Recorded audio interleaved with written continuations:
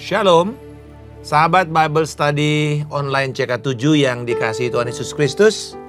Jumpa kembali dengan saya Pendeta Markus Simanjuntak dalam episode yang baru ini, yaitu episode tentang kitab Yesaya. Nah, saudara-saudara sekalian, kitab ini merupakan salah satu kitab yang paling banyak dicintai orang. Mungkin menjadi salah satu kitab nubuatan yang sangat dikenal baik di kalangan orang Kristen ataupun bahkan orang yang di luar Kristen. Beberapa perikop yang begitu terkenal seperti Yesaya 1 ayat 18, Yesaya 7 ayat 14 tentang Immanuel, Yesaya 9 ayat 5 dan 6 tentang nubuatan Putra Allah yang biasanya dibacakan di dalam kisah-kisah Natal. Lalu pasal 26 ayat 8 tentang keadilan, pasal 40 ayat 3 tentang janji Mesias, Yesaya 31, dan juga Yesaya 53 yang paling sering kita kenal kalau kita di dalam peringatan Jumat Agung, Paskah, atau di dalam mengambil perjamuan kudus. Bahkan salah satu daripada ayat ini ada di dalam inscription atau moto semboyan yang ada di gedung PBB sekarang ini. Ya, bagaimana dikatakan pedang digantikan dengan mata bajak dan seterusnya. Jadi bicara mengenai keadilan dan kedamaian. Jadi kitab ini banyak mengandung fakta-fakta atau materi-materi faktual tentang kondisi bangsa Israel pada tahun 700 sebelum Masehi. Nah, salah satu kebenaran yang hakiki yang kita dapat dari kitab ini, terlepas dari banyaknya kegagalan, keterbatasan, dosa-dosa yang terjadi yang ditunjukkan Nabi Yesaya kepada bangsa Israel, Tuhan selalu punya umat yang disisihkannya, umat yang dipisahkannya, kelompok kecil orang percaya yang kemudian dipakainya untuk menjadi alat menuntaskan pekerjaannya. Jadi kira-kira nanti gambaran tema daripada kitab Yesaya ini adalah kita melihat seberapapun gagalnya umat Tuhan, tetap Tuhan akan sisihkan orang-orang yang memulai lagi pekerjaan Tuhan dan dipakai untuk membangkitkan sebuah kegerakan baru. Marilah kita mempersiapkan pembelajaran kita pada hari ini dengan kita menyiapkan hati dalam doa, penyembahan, keintiman kita dengan Tuhan. Kami bersyukur Bapa, bila kiranya ketika kami akan memahami janji-janji keselamatan, walaupun disertai dengan hal-hal yang kelihatannya tidak nyaman, tapi kami percaya bahwa perspektif kami tetaplah adalah Tuhan yang setia dan tetap Tuhan yang menuntaskan pekerjaanmu dengan sedikit atau banyaknya orang. Haleluya. Kami terus akan mengasihi Engkau Tuhan. Apapun yang terjadi, kami tetap cinta kepada Yesus. Haleluya.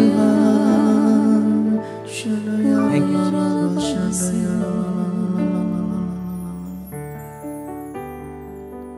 Ku tetap cinta,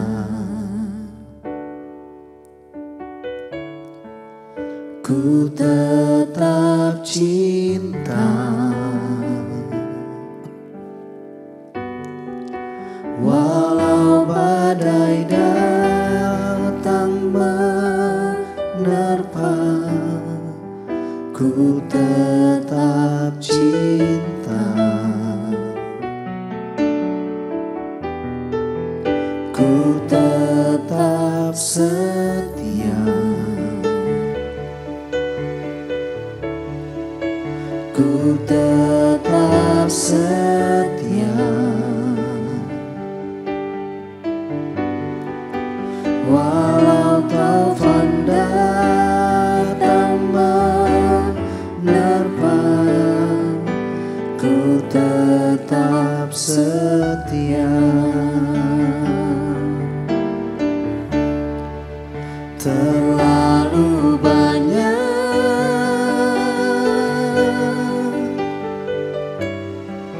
yang Tuhan telah beri,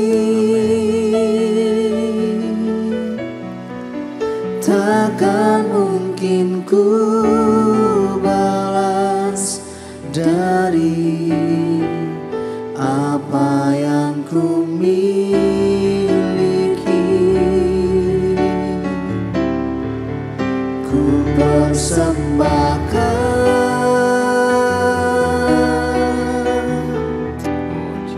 seluruh hidupku, dan ku tetap cinta, biar ku tetap setia untuk selama-lamanya. Ku tetap cinta, ku tetap cinta, walau badai datang menerpa. Ku tetap cinta, ku tetap setia, ku tetap setia, walau taufan datang menerpa. Ku tetap setia. Terlalu banyak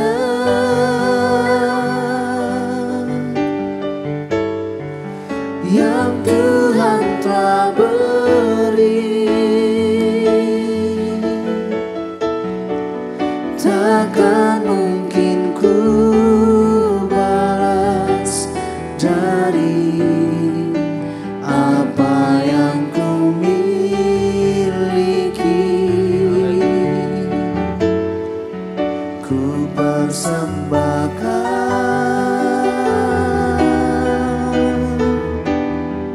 seluruh hidupku, dan ku tetap cinta, biar ku tetap setia untuk selama-lamanya. Dan ku tetap cinta, biar ku tetap setia untuk selama-lamanya.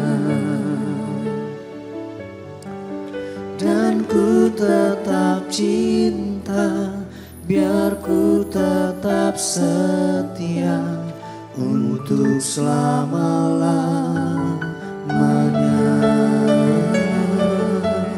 Kami mau tetap setia kepadamu, Tuhan Yesus. Oh Yesus,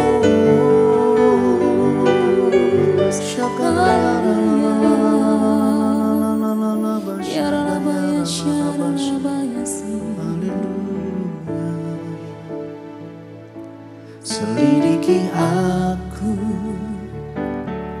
lihat hatiku, apakah ku sungguh mengasihimu, Yesus. Kau yang Maha Tahu dan menilai hidupku, tak ada yang tersembunyi bagimu. Telah kulihat kebaikanmu yang tak pernah habis di hidupku.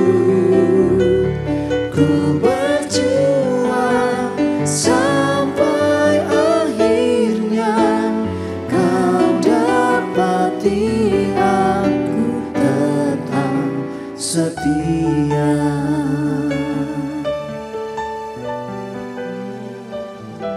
Selidiki aku,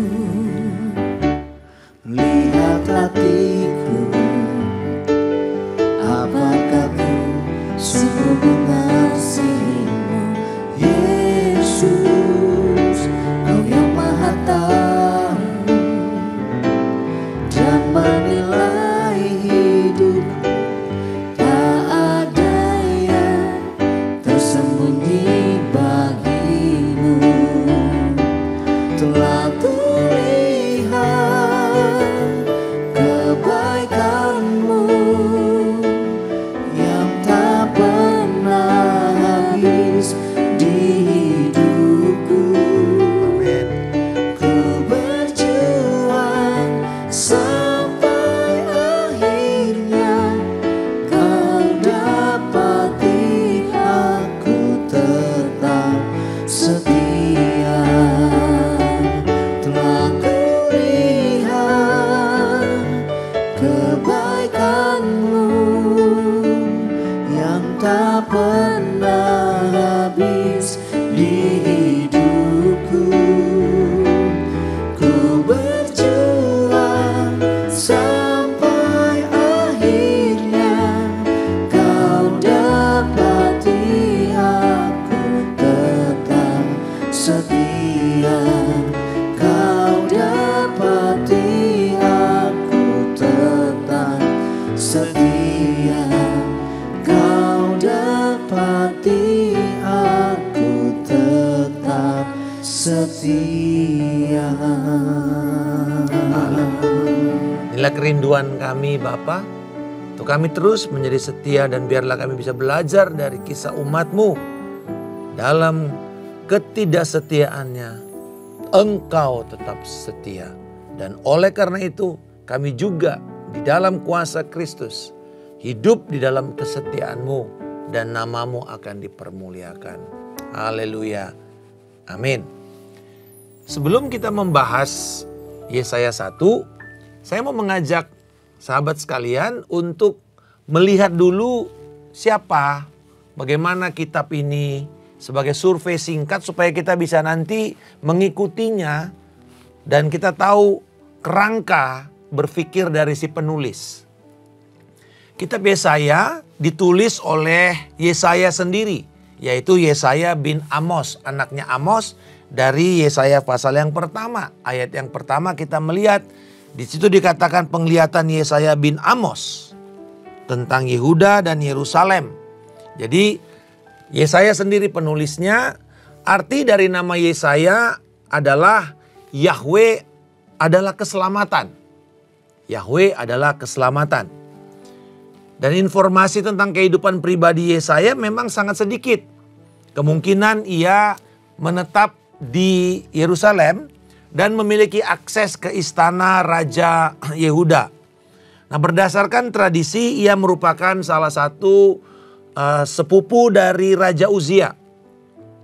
Dan dia memiliki kontak pribadi, hubungan pribadi yang cukup dekat dengan dua Raja Yehuda yang menjadi keturunan Raja Daud, yaitu Raja Ahaz bin Yotam bin Uzia di dalam pasal yang ke-7 ayat 3 dan Raja Hizkia dalam pasal yang ke-38 ayat 1 dan 39 ayat 3. Yesaya menikah di pasal yang ke-8 ayat 1 dikatakan, dan dia memiliki dua orang putra. Yang pertama Shear Yashub, itu di pasal 7 ayat 3. Yang kedua anaknya bernama Maher Shalal Hasbas, pasal yang ke-8 ayat yang ke-3. Nah, Yesaya kemungkinan besar tahun kematiannya itu setelah wafatnya Raja Hizkia tahun 686 sebelum Masehi. Jadi kemungkinan pada masa pemerintahan Manasye 686 sampai 642, karena Yesaya menuliskan riwayat hidup Raja Hizkia. Kita bisa melihat ini dalam 2 Tawari pasal yang ke-32 ayat 32. Berapa lama Yesaya melayani raja-raja Yehuda maupun Yerusalem? Dikatakan lamanya pelayanan ini diperkirakan paling sedikit 58 tahun.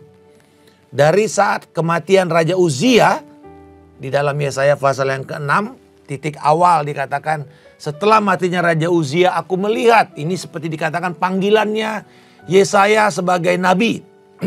Yaitu tahun 739 sebelum Masehi hingga kematian Sanherib, Raja Asyur tahun 681 sebelum Masehi. Nah, menurut tradisi bapak-bapak gereja abad kedua Masehi, Yesaya menjadi martir. Cara meninggalnya itu adalah dia menjadi martir karena dibunuh oleh Raja Manasye. Justin Martir, seorang bapak gereja yang hidup antara tahun 100 sampai 165 Masehi, menuliskan bahwa Yesaya ini dibunuh dengan cara digergaji hingga terbelah dua badannya. Dan ini ada gambaran ini di dalam Ibrani pasal yang ke-11 ayat 37. Dikatakan bahwa para pahlawan-pahlawan iman itu yang tidak bahkan disebut, dikatakan mereka bahkan digergaji. Nah, jadi ini adalah gaya pembunuhan yang juga terjadi di dalam perjanjian lama. Jadi dia merupakan salah seorang tokoh iman yang matinya digergaji.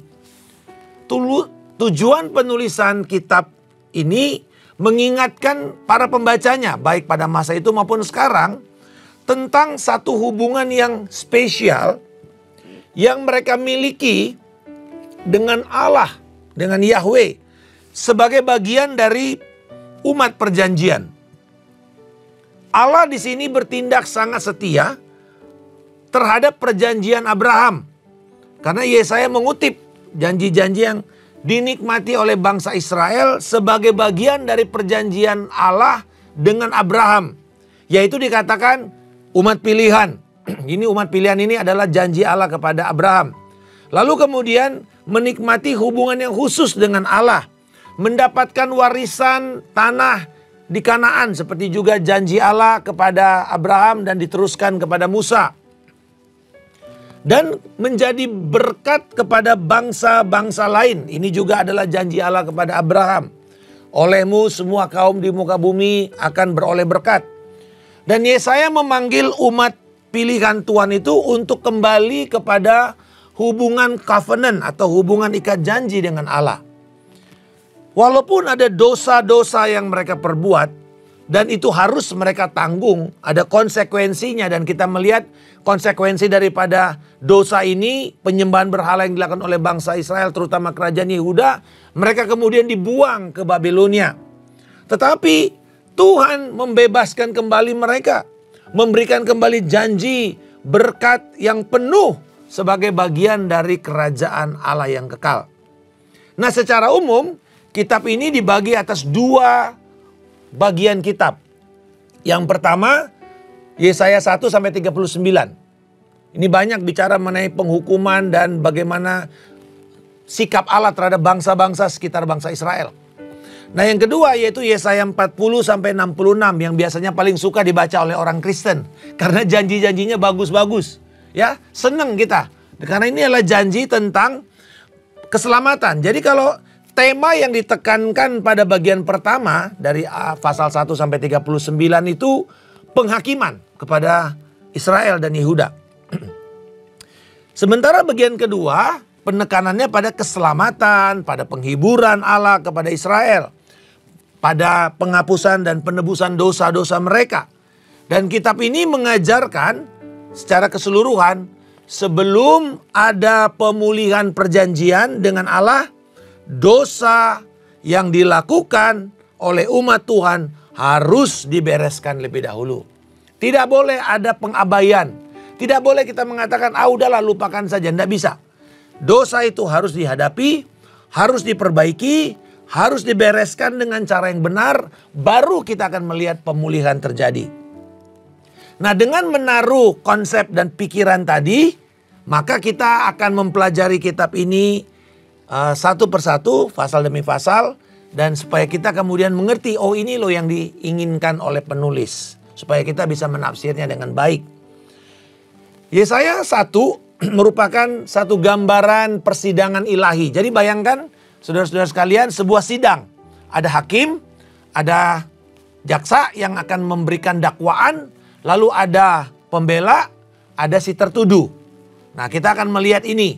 yang menjadi gambaran daripada sebuah persidangan. Ada terdakwa. Siapa terdakwanya? Bangsa Israel. Para pemimpin bangsa itu, baik rajanya maupun pemimpin-pemimpin rohaninya. Para imam-imam. Dan juga ada surat dakwaan. Nanti kita akan melihat siapa yang memberikan dakwaan itu, Allah sendiri. Jadi Allah di situ bertindak sebagai pendakwa, bertindak sebagai pembela, bertindak sebagai hakim. Nah, bayangin 3 lawan 1, gak mungkin lah yang satu menang. Kalau tidak nanti atas belas kasihan si hakim, tidak mungkin si terdakwa itu akan mengalami belas kasihan atau mengalami pembebasan. Nah, jadi mari kita lihat sekarang dimulai dari ayat 2, sidangnya dimulai. Sidang dimulai dengan memanggil saksi. Siapa saksinya dikatakan? Aku memanggil langit dan bumi. Nah, saudara-saudara, di dalam perjanjian lama, istilah memanggil langit dan bumi adalah istilah saksi yang berkaitan dengan Allah sendiri. Karena Allah pencipta langit dan bumi, Allah pencipta alam semesta. Dia datang sebagai saksi di situ. Supaya perkara itu menjadi kuat. Karena dikatakan mulai harus ada 2 saksi, sebuah perkara itu baru boleh dinaikkan. Siapa saksinya? Langit dan bumi. Nah, ini dua-duanya adalah ciptaan Tuhan.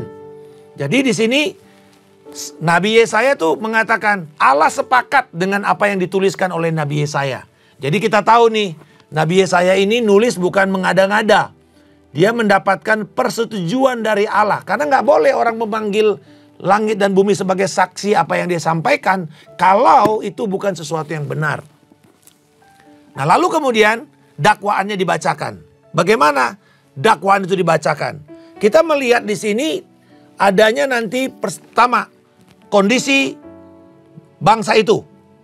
Yang kedua, kondisi rohani dari para pemimpin-pemimpinnya. Yang ketiga, konsekuensi dari kondisi sosial mereka yang runyam dan yang tidak berkenan kepada Allah. Jadi ada 3 kelompok dakwaan yang ditampilkan oleh Allah sendiri melalui Nabi Yesaya kepada Israel. Tetapi mari kita lihat dulu seperti apa kondisi bangsa Israel pada waktu nubuatan yang disampaikan. Ayat 2-9 menggambarkan gambaran kondisi bangsa Israel. Tetapi ayat 4 itu jelas sekali. Ada 4 gambaran bangsa Israel. Dan dengan, jadi gambaran bangsa Israel itu digambarkan dengan 4 kata benda. Lalu kondisinya digambarkan dengan 4 kata sifat. Apa itu? Dia pakai kata bangsa, umat tebusan, keturunan atau benih, yaitu keturunan Abraham, dan orang-orang atau anak-anak Tuhan. Jadi ini 4 ini menggambarkan, ini gambaran Israel. Nah, mari kita lihat bagaimana digambarkan keberdosaan Israel. Ya, di pasal yang 1 ayat 4. Mari kita fokus ke ayat 4. Dikatakan pertama, sungguh celaka bangsa yang berdosa. Jadi yang pertama, bangsa yang berdosa. Ya. Artinya terus-menerus berdosa dan tidak mencapai sasaran yang diinginkan oleh Allah. Missing the mark, itu arti kata dosa di dalam bahasa aslinya. Ya, missing the mark. Yang kedua, dikatakan umat tebusan. Umat yang syarat dengan kesalahan. Jadi umat tebusan tapi syarat dengan kesalahan. Artinya terbeban dengan dosa-dosa dan dengan kejahatan. Yang ketiga, keturunan. Keturunan ini benih. Keturunan ini mengacu kepada keturunan Abraham. Tapi benihnya itu adalah benih yang jahat. Yang rusak. Yang sudah terselewengkan. Yang sudah koruptif. Keturunan yang terpilih telah berubah menjadi keturunan pembuat kejahatan. Yang keempat, anak-anak atau orang-orang. Anak-anak Tuhan maksudnya ya. Yang berlaku busuk dan menghancurkan. Inilah kondisi bangsa Israel pada waktu mereka meninggalkan Tuhan. Menista yang maha kudus, berpaling membelakangi Tuhan. Ya, di ayat yang berikutnya dikatakan mereka meninggalkan Tuhan, menista yang maha kudus, berpaling membelakangi Dia. Jadi ayat 4 itu sudah cukup menggambarkan apa yang terjadi kepada bangsa Israel menurut perspektif Allah. Ini merupakan prinsip dasar dari sebuah kemerosotan rohani. Bangsa yang terus-menerus menolak Tuhan. Atau dapat dikatakan bangsa yang telah berubah dari bangsa yang saleh menjadi bangsa yang fasik.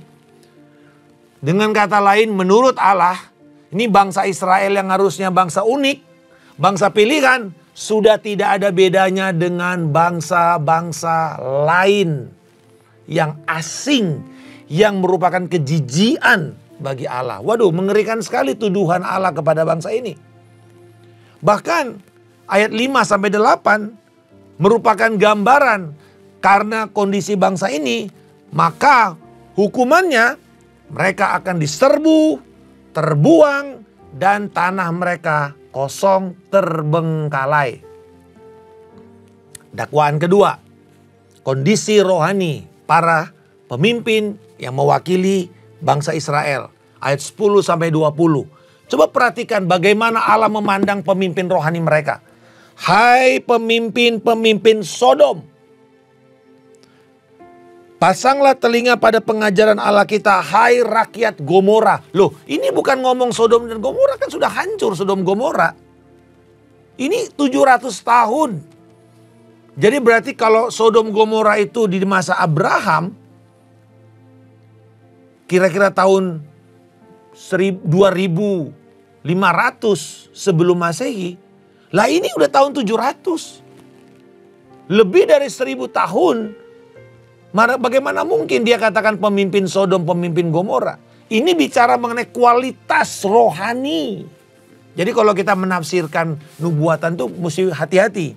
Karena belum nggak bisa kita tafsirkan letterlek. Karena ini bicara mengenai dia menggambarkan kualitas rohani bangsa, pemimpin rohaninya udah sama seperti pemimpin Sodom, sama seperti pemimpin Gomora yang menjijikkan Tuhan. Makanya dihakimi sampai mati dan tidak ada bekasnya. Nah, bagaimana bangsa Israel berhubungan dengan Allah? Itu menentukan sekali. Dengan kata lain, iman bangsa menentukan segala sesuatu di dalam kehidupan orang Israel. Nah, kalau kita melihat kondisi kerohanian Israel, bayangkan, coba perhatikan, mereka itu setia melakukan perayaan-perayaan atau mengingat hari raya mereka, ayat 13 dan 14. Persembahan-persembahan kurban dijalankan di dalam ayat 11. Tetapi dalam ayat 12 mereka justru menghina, menginjak pelataran bait Allah. Artinya walaupun mereka melakukan semua ritual dengan baik, dengan pasti, tapi tetap tidak dikenan oleh Tuhan. Nah, akhirnya ini semua menjadi beban. Tidak menyenangkan hati Tuhan di dalam ayat 13-15. Tetapi Tuhan memberikan jalan keluar. Jalan keluarnya apa? Kamu harus bertobat kembali dari dosamu itu dalam ayat 16-20.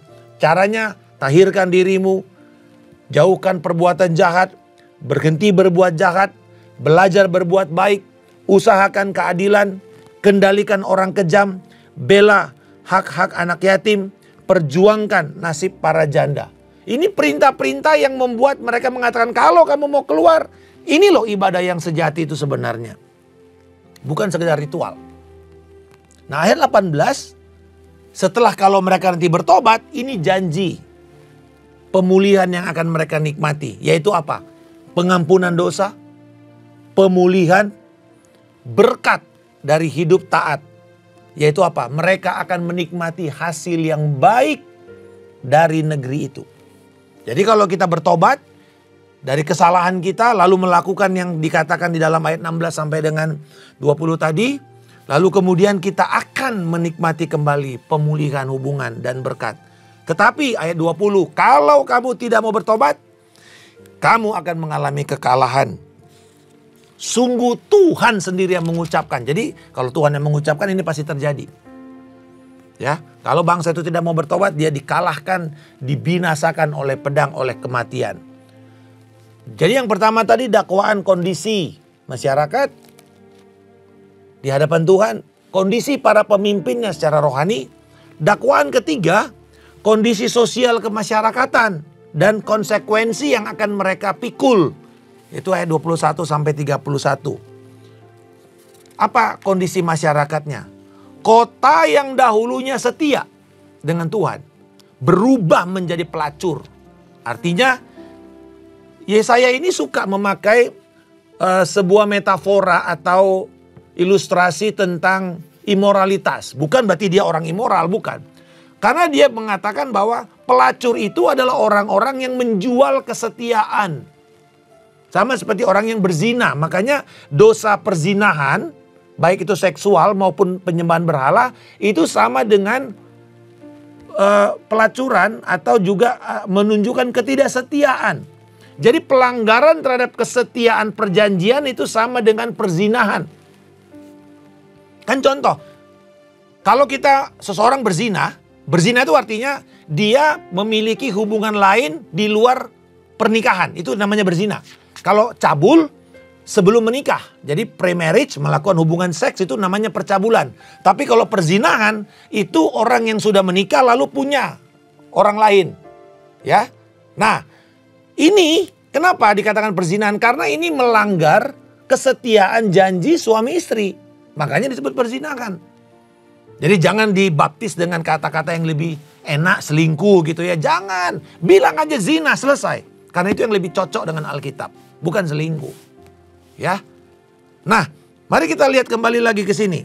Jadi dosa itu telah merusak, mendegradasi, menurunkan derajat kehormatan bangsa itu. Makanya dikatakan bahwa dosa adalah aib dan merusak derajat sebuah bangsa.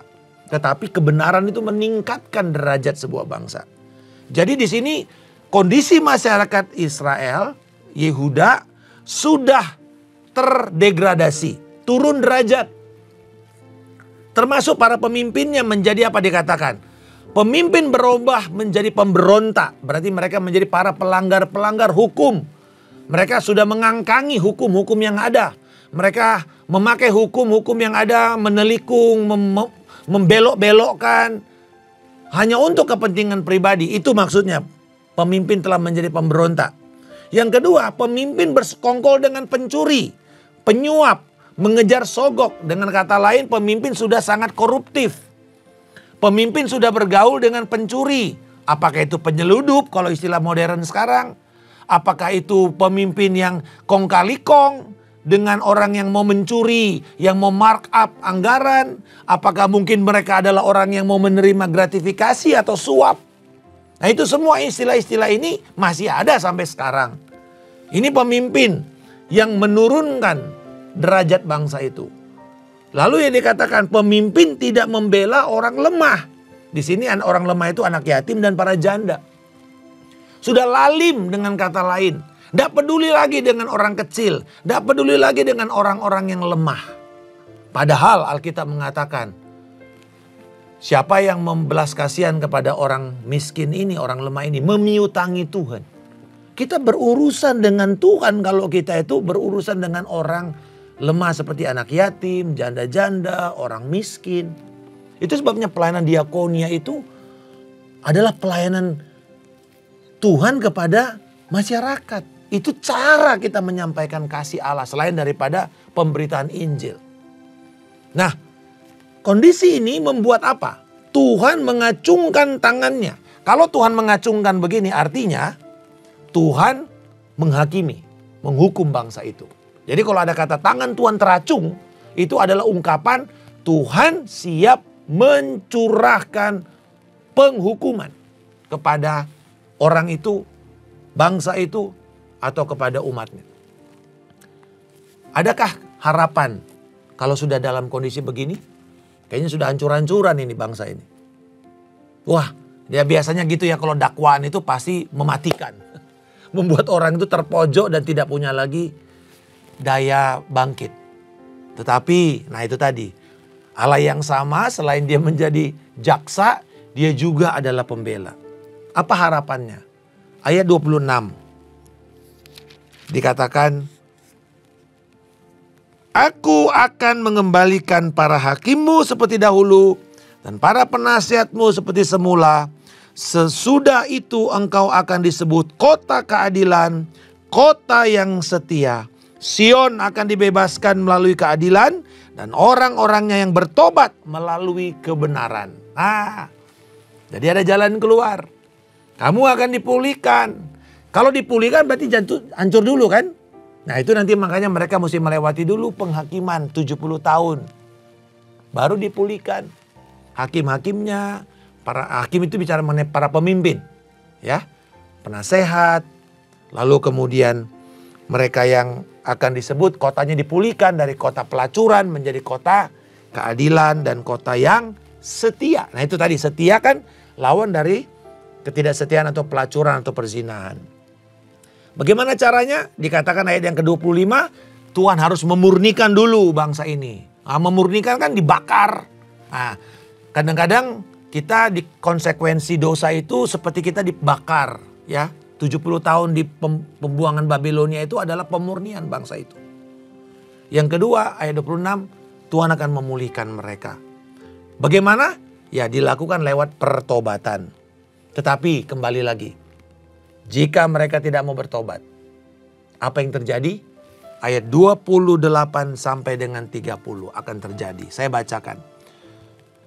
Namun, nah ini kalau namun berarti kalau kamu tidak mau melakukan itu, orang yang memberontak dan orang berdosa akan dihancurkan bersama. Orang yang meninggalkan Tuhan akan habis lenyap. Sungguh, kamu akan mendapat malu karena pohon-pohon terbantin yang kamu dambakan. Dan kamu akan mendapat celah karena taman-taman yang kamu pilih. Sebab kamu akan seperti pohon terbantin yang daunnya layu. Dan seperti taman tanpa air. 31 bahkan yang kuat menjadi seperti rumput kering. Pekerjaan mereka menjadi seperti bunga api. Keduanya akan terbakar bersama. Dan tidak ada yang bisa memadamkannya.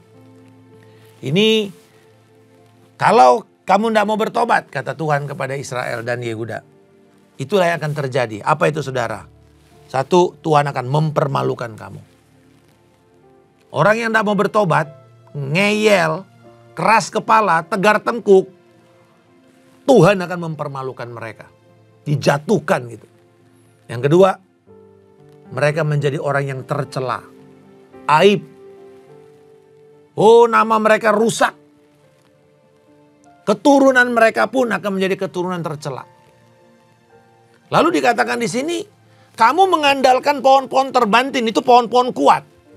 Artinya karena apa? Karena bangsa-bangsa Yehuda kemudian mulai main mata dengan bangsa Asyur, dengan nanti kerajaan-kerajaan lain, minta pertolongan, sehingga akhirnya mereka tuh menjadi persoalan. Mereka marah, Tuhan marah kepada mereka yang tidak mengandalkan Tuhan. Dan ini terjadi pada waktu Raja Asa misalnya, minta pertolongan kepada Besa. Ya. Nah, jadi kita melihat bagaimana di sini Tuhan mau mengatakan kalau kamu mengandalkan pohon-pohon terbantin itu, pohon itu akan layu. Artinya bangsa itu akan hancur. Dan betul, di mana bangsa Asyur sekarang? Di mana orang Aram sekarang? Sudah tidak ada. Layu. Lalu taman-taman. Nah itu bicara sebenarnya taman-taman itu mengarah ke satu loh. Babilonia. Karena di situ dulu ada yang namanya taman gantung.